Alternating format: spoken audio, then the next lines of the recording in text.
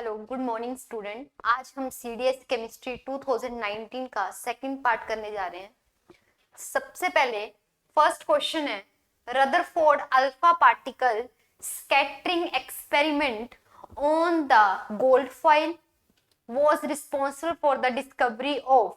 आपने क्या देखा था, एक रेडियो एक्टिव एलिमेंट होता है, रदरफोर्ड की डिस्कवरी पड़ी होगी, एक रेडियो एक्टिव एलिमेंट होता है और यहाँ पे आपके पास गोल्ड थिन लगी होती है, गोल्ड थिन शीट होती है। ठीक है, हम क्या करते हैं, यहाँ पे भी फ्लोरोसेंस शीट लगा देते हैं जेड सल्फेट जिंक सल्फेट की, यहाँ भी फ्लोरोसेंस शीट लगा देते हैं जिंक सल्फेट की।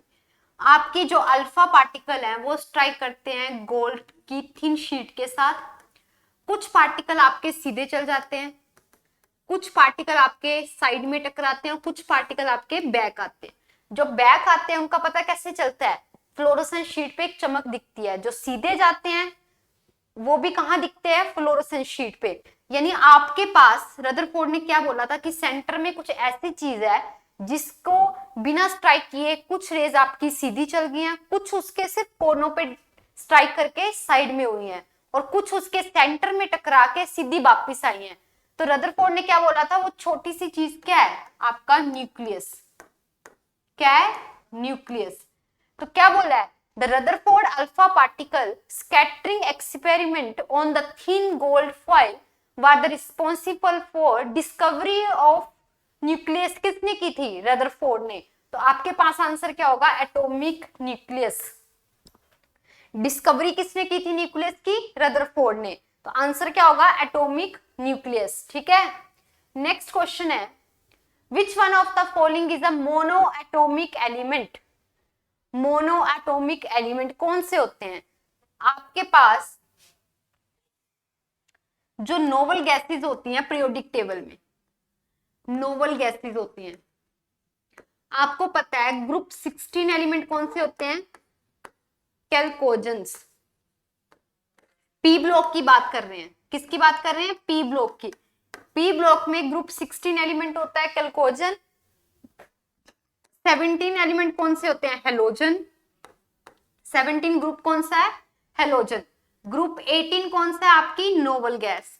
ग्रुप 18 कौन सा आपका, नोबल गैसेस। ठीक है, और ये नोबल गैसेस क्या होती हैं, मोनो एटॉमिक एलिमेंट्स होते हैं। मोनो एटॉमिक एलिमेंट्स कौन से होते हैं, जो आपकी नोबल गैसेस होती हैं। और इसमें आप देखो नोबल गैस कौन सी है, हाइड्रोजन है नहीं, सल्फर भी नहीं, फॉस्फोरस भी नहीं, आपकी हीलियम। हीलियम क्या होती है, मोनो एटॉमिक। और मोनो एटॉमिक का मतलब क्या होता है, जिसमें दोनों एलिमेंट सेम हो, जिसमें दोनों एलिमेंट सेम हो वो आपके होते हैं मोनो एटॉमिक। ठीक है, और आपके डायटोमिक क्या होते हैं, जिसमें आपके पास दो एलिमेंट क्या हो, डिफरेंट हो, दो एलिमेंट क्या हो, डिफरेंट हो, वो होते हैं आपके डायटोमिक। और मोनोएटॉमिक क्या होते हैं, जिसमें दोनों एलिमेंट सेम हो, जैसे आपकी नोबल गैसेस होती हैं। नोबल गैसेस कैसे होती हैं, जिनमें दोनों एलिमेंट आपके क्या होते हैं, सेम होते हैं। तो इसका आंसर क्या होगा, हीलियम, ऑप्शन डी। ठीक है, चलें आगे। नेक्स्ट है, बोस आइंस्टाइन कंडेंसेट इज। जिन्होंने रिसेंटली क्या किया, एक states of matter find out किया, डिस्कवरी की है न्यू स्टेट्स ऑफ मैटर की, उनका नाम क्या है, बोस आइंस्टाइन कंडेंसेट। कौन से मैटर की डिस्कवरी की है, आपके पास फिफ्थ स्टेट ऑफ मैटर की। किसकी की है, फिफ्थ स्टेट ऑफ मैटर की, सॉलिड, लिक्विड एंड गैस। तीन तो ये हो गए, फोर्थ कौन सा है, प्लाज्मा। तो जो मैन मेड द्वारा की गई है, यानी बोस आइंस्टाइन कंडेंसेट के द्वारा, वो कौन सी है, फिफ्थ स्टेट ऑफ मैटर। ठीक है, कितनी स्टेट ऑफ मैटर होती हैं, 5 होती हैं, और फिफ्थ की किसने डिस्कवरी की है, बोस आइंस्टाइन कंडेंसेट। ठीक है, चलें आगे। नेक्स्ट क्वेश्चन है, the rate of evaporation of liquid does not depend on. जो आप पानी बॉईल करते हो, ठीक है, पानी को जब बॉईल करते हो वो किस पे डिपेंड करता है, सबसे पहले तो पता होगा आपको, टेम्परेचर देंगे उसको, हीट देंगे, उस पे डिपेंड करता है। ठीक है, दूसरा आपका एयर ह्यूमिडिटी पे डिपेंड करता है, अगर बड़ी हवा चली है तो आप लेट, वो बॉयल कितना लेट होगा ना बॉयल, उस पर भी डिपेंड करता है। आपका सरफेस एरिया, अगर सरफेस एरिया ज्यादा हुआ तो वो जल्दी बॉयल होगा। सरफेस मतलब आपका जो जिस पैन में आप पानी को गर्म कर रहे हो, अगर वो बड़ा होगा तो वो जल्दी बॉयल करेगा एज कंपेयर टू अगर आपका पैन क्या है, छोटा है। ठीक है, तो आपका जो लिक्विड है इवेपोरेट होने के लिए टेम्परेचर पे भी डिपेंड करता है, आपके सरफेस एरिया पे भी डिपेंड करता है, साथ में आपकी ह्यूमिडिटी पे भी डिपेंड करता है। डिपेंड किस पे नहीं करता, आपके मास पे। आपने जो पैन लिया है उसका कितना भार है, क्या है, उस पे डिपेंड नहीं करता है। ठीक है, किस पे डिपेंड करता है, सरफेस एरिया पे डिपेंड करता है, टेम्परेचर पे डिपेंड करता है और ह्यूमिडिटी पे डिपेंड करता है। तो आपका आंसर क्या होगा, सी। ठीक है, चले आगे। नेक्स्ट क्वेश्चन है, consider the following statement about mixture. A substance can be separated into other kind of matter by a physical process. Dissolved sodium chloride can be separated from water by the physical process of evaporation. यानी आपने पानी में नमक add किया, उसको घोल दिया। ठीक है, अगर आप उसको हीट करते हो, वेपोरेशन करते हो, यानी वेपोराइजेशन करते हो, बॉइलिंग करते हो, तो क्या होता है, नमक आपका नीचे बैठ जाता है और पानी क्या होता है, वेपर की फॉर्म में बाहर निकल जाता है। तो ये स्टेटमेंट आपकी सही है। Dissolve sodium chloride can be separated from water by the physical process of evaporation. धूप में भी रख दोगे तो पानी इवेपोरेट हो जाएगा। फिजिकल बोला है तो धूप में रख दो, पानी इवेपोरेट होगा और नमक क्या करेगा, नीचे बैठ जाएगा आपका। तो आपकी सेकंड स्टेटमेंट क्या है, सही है। ठीक है, नेक्स्ट क्वेश्चन है, consider the following statement. Particle of matter intermix their own. Matter में आपके पता है होमोजीनियस मिक्सचर होता है, हिट्रोजीनियस मिक्सचर होता है। ठीक है, particle of the matter intermix, homogeneous में भी मिक्सचर तैयार होता है तो वो इंटरमिक्स होते हैं, हिट्रो में भी इंटरमिक्स होते हैं। Particle of matter have force acting between them. अगर आपका मिक्सचर है यानी वाटर का मिक्सचर है तो उसमें क्या है, पहली स्टेटमेंट क्या है, ये दोनों इंटरमिक्स हैं। वाटर में आप पता लगा सकते हो ऑक्सीजन का है, हाइड्रोजन का है, नहीं, इंटरमिक्स हैं। साथ में हाइड्रोजन और ऑक्सीजन के बीच में कोई तो बॉन्ड बन रहा है ना, जिसकी वजह से क्या हो रहे हैं, वाटर के फॉर्म में दिख रहे हैं। H पॉजिटिव और H नेगेटिव में टूटते हैं और इनके बीच में इंटरेक्शन होती है, जिसकी वजह से आपके पास वाटर के मॉलिक्यूल बनते हैं, यानी वाटर क्या होता है, लिक्विड फॉर्म में मिलता है। तो दोनों स्टेटमेंट ठीक है, इनके ये इंटरमिक्स होते हैं और साथ में इनमें फोर्स भी होती है, एक दूसरे पे फोर्स भी अप्लाई करते हैं। ठीक है, तो आपके पास आंसर क्या होगा, both 1 and 2 is right answer. ठीक है, चलें आगे। Employing chromatography one cannot separate, किसको सेपरेट नहीं कर सकती, क्रोमेटोग्राफी।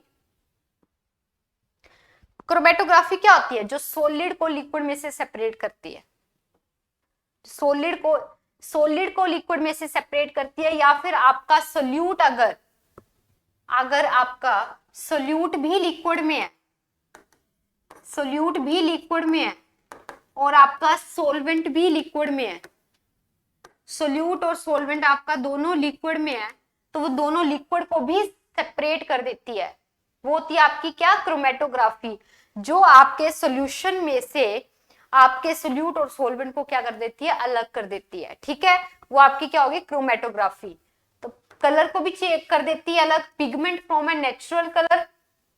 अगर सोल्यूट और सोलवेंट को अलग कर रही है तो आपने अगर सोल्यूट ग्रीन कलर का भी डाला है तो उसके बाद वो सोल्यूट को जब अलग करेगी तो वो ग्रीन कलर का दिखेगा, यानी कलर को तो चेंज, कलर बता देगी वो, और साथ में ड्रग्स फ्रॉम ब्लड भी बताएगी। तो किसको नहीं बताएगी, रेडियो आइसोटोप को। किसको नहीं बताएगी, रेडियो आइसोटोप को। ठीक है, क्रोमेटोग्राफी आपके सॉल्यूशन में से सोल्यूट और सोलवेंट को अलग कर देती है, चाहे वो सॉलिड फॉर्म में हो चाहे वो लिक्विड फॉर्म में हो। ठीक है, साथ में उनके जो कलर होते हैं उनको भी सेपरेट कर देती है।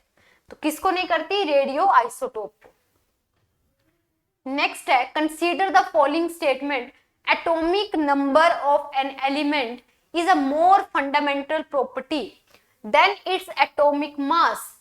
किसने दी थी ये स्टेटमेंट, दो स्टेटमेंट बताती हूं मैं आपको। The physical and chemical properties of the element on the basis of atomic mass, on the basis of atomic mass. किसने बोली थी ये? मेंडलीफ ने। किसने बोली थी? मेंडलीफ ने। The physical and chemical property on the basis of atomic number, on the basis of atomic number किसने बोली थी? मोजले ने, जिसने आपको मॉडर्न पीरियोडिक टेबल दिया था। और ये किसने दे दी थी एटॉमिक मास की? मेंडलीफ ने, जो आपका आइसोटोप की वजह से फेल हो गया था। ठीक है, तो क्वेश्चन क्या बोला है? Atomic number of element is more fundamental property than its atomic mass. किसने बात की थी? हेनरी मोजले ने। एटॉमिक नंबर की बात आपकी मोजले ने की है, एटॉमिक मास की बात आपकी किसने की है? मेंडलीफ ने की है। ठीक है, ऑप्शन बी आपका क्या होगा? राइट आंसर होगा। नेक्स्ट क्वेश्चन है, which one of the following acid is also known as vitamin C? सबसे पहले टाइटेरिक एसिड किस में होता है आपका? ग्रेप्स वगैरह में। आपका मिथेनोइक एसिड यानी फॉर्मिक एसिड जो आंट्स वगैरह में पाया जाता है। ठीक है, आपका लैक्टिक एसिड किस में पाया जाता है? कर्ड में पाया जाता है। आपका एस्कोर्बिक एसिड किस में पाया जाता है? ऑरेंज वगैरह में। और ऑरेंज वगैरह क्या होते हैं? Vitamin C. ऑरेंज में क्या होता है? विटामिन सी होता है। तो आपका आंसर क्या होगा? Ascorbic acid. मिथेनोइक एसिड यानी फॉर्मिक एसिड आंट में, लैक्टिक एसिड आपका कर्ड वगैरह में पाया जाता है। ठीक है, एस्कोर्बिक ऐसा एसिड आपको ऑरेंज में पाया जाता है, और ऑरेंज में क्या होता है? विटामिन सी होता है। ठीक है, तो क्वेश्चन क्या पूछा है? Following acid also known as vitamin C. तो आपका आंसर क्या होगा? Ascorbic acid. ठीक है, चले आगे। नेक्स्ट क्वेश्चन है, in graphite each carbon atom is bonded to 3 carbon atom. C3 होता है, 3 कार्बन से जुड़ा होता है। तो atom forming a 3 dimensional structure, atom forming a 3 dimensional structure in the same plane giving a hexagonal array. तो ये बात सही है, जो कार्बन ग्रेफाइट है उसमें 3 कार्बन होती हैं और वो क्या करती है? सेम प्लेन में राय करती है। किस स्ट्रक्चर में? हेक्सागोनल में। ठीक है, तो बाकी स्टेटमेंट आपकी गलत हो जाएगी, सेकंड स्टेटमेंट आपकी क्या होगी? सही होगी। ठीक है, नेक्स्ट है, people prefer to wear cotton clothes in a summer season. This is due to the fact that cotton clothes are, सभी को इसका आंसर पता होगा, बताने की जरूरत भी नहीं है। कॉटन क्लोथ समर में क्यों डालते हैं? क्योंकि वो गुड एब्जॉर्बर होता है। किसका? हीट का। समर में heat, good absorber of heat वाले कपड़े थोड़ा ना डालेंगे, ऐसे कपड़े डालेंगे जो हमें ठंडक दे। तो किसका गुड एब्जॉर्बर होगा? वाटर का। किसका होगा? वाटर का। समर में कॉटन के कपड़े इसलिए डालते हैं क्योंकि वो गुड एब्जॉर्बर होते हैं। किसके? वाटर के। ठीक है, नेक्स्ट क्वेश्चन है, which one of the following statement is not correct? Elements are defined by the number of proton they possess. Isobar atom have same atomic number but different mass number. Isobar क्या होता है आपके पास? Isobar क्या होता है? The mass number of an atom is equal to the mass number of nucleons. ठीक है, ये स्टेटमेंट आपकी क्या है? सही है। The mass number of atom is equal to the mass number of nucleon, क्योंकि उसमें प्रोटॉन भी होते हैं, न्यूट्रॉन भी होते हैं। और एटॉमिक नंबर क्या होता है? Number of proton equal to number of electron. और मास नंबर क्या होता है? Number of proton plus number of neutron. ठीक है, balances the combining capacity of atom. जितनी उसकी वैलेंसी होगी वो उतना ही कंबाइन कर पाएगा अदर एटम से। आइसोबार क्या होते हैं? आइसोबार होते हैं जिसमें आपके पास सेम मास नंबर होता है और डिफरेंट क्या होता है? Atomic number. Same mass number होता है और डिफरेंट क्या होता है? Atomic number. तो ये स्टेटमेंट आपकी गलत हुई, ऑप्शन बी। इन्होंने क्या बोला था? सेम एटॉमिक नंबर, पर आइसोबार में सेम मास नंबर होता है और डिफरेंट क्या होता है? एटॉमिक नंबर होता है। ठीक है, चले आगे। नेक्स्ट क्वेश्चन है, रेट ऑफ इवेपोरेशन इंक्रीजेस। आपकी रेट ऑफ इवेपोरेशन इंक्रीजेस होती है किस वजह से? किस वजह से होती है? यही सेम क्वेश्चन हमने पीछे किया। अभी भी ह्यूमिडिटी पे डिपेंड करती है, टेम्परेचर पे डिपेंड करती है, आपकी सरफेस एरिया पे डिपेंड करती है। अगर आप सोचो तो किस पे होती है वो? सरफेस एरिया पे। जितना आपका सरफेस एरिया ज्यादा होगा उतनी आपकी इवेपोरेशन क्या होगी? ज्यादा होगी। जितना आपका सरफेस एरिया ज्यादा होगा उतनी जल्दी आपकी इवेपोरेशन होगी। समझ आ गया? क्योंकि ये क्वेश्चन मैंने आपको पीछे भी करवाया, तो यही आपके क्वेश्चन थे, बिल्कुल सिंपल क्वेश्चन थे। इस स्लाइड में ज्यादा कोई क्वेश्चन नहीं था, एक दो आपके +1 के क्वेश्चन थे, बाकी आपके जनरल साइंस के क्वेश्चन थे, जैसे इवेपोरेशन की बात कर लो। ठीक है, आई होप आप सभी को समझ आया हो। नेक्स्ट वीडियो में मिलते हैं, आज के लिए बस इतना ही। Thank you.